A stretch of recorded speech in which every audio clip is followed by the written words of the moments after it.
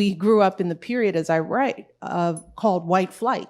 As we moved in, white folks moved out because they were afraid of what our families represented. You know, I want to remind white folks that y'all were running from us. Okay. So what's her narrative? What really happened? Yeah, this is Michelle at an Obama Foundation event, blatantly lying about being discriminated against, about white people being afraid of her and moving out of her neighborhood. Now, it's a complete lie. And why would she lie? Why would she lie to make up this phony racial hoax story? I think it's because she is so insecure about her blackness. She's insecure. She knows she had no relationship with the black community in Chicago. She knows she exploited them in her professional career. So she's trying to establish these narratives that she suffered from discrimination.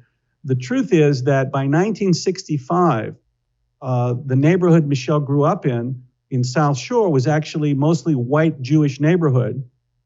And by the middle 60s, the Jewish white people were moving out because of crime. I spoke to the woman who sold her house to Michelle's aunt, where Michelle grew up in South Shore. And she told me the reason they sold their house to Michelle's aunt in 1965 was because of crime.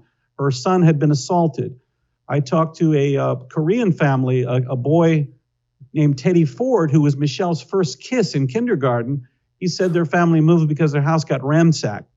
So it was because of crime that most whites moved out to the suburbs by 1965. Michelle only moved into the area in 1971 when it was completely all black, but it was upper middle class blacks.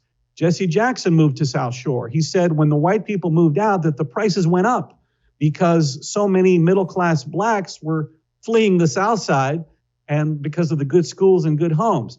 So Michelle is 6 years old in 1971, 6 years after the whites moved out. And she says that sometime during the 70s, some years later, that white people moved out. It's a complete lie. It's not true. In fact, it's Michelle Obama who is the black face of white flight. There was a beautiful large high school called South Shore High School, 1 block from Michelle's home. Imagine walking to high school 1 block every day from your house. Michelle's brother refused to study there. He went to a Catholic school, even though they weren't Catholic, an expensive Catholic school an hour away called, I forget the name of it right now, but it's a Catholic school an hour away. And Michelle went to a magnet school called Whitney Young. So they refused to study with other black kids. So Michelle's neighbors would call her out as an Oreo. I mean, it's a racial insult. It means you're black on the outside, but you're really white on the inside. Because she didn't have any black friends and she refused to study with other black kids. So Michelle was the only person doing white flight in the 70s, running away from the black community. I've got her on tape in my film and my book. She says she's afraid to go out of her house. She said, I lived in fear. She talks about how the black kids would accuse her of talking white and acting white. So she was afraid of black people growing up and ran away from them. So her phony story of suffering white flight is for politics. It's trying to say, I'm one of you. I'm an ordinary black person, when it's not true. She was afraid of black people and ran away from them, both her and her brother.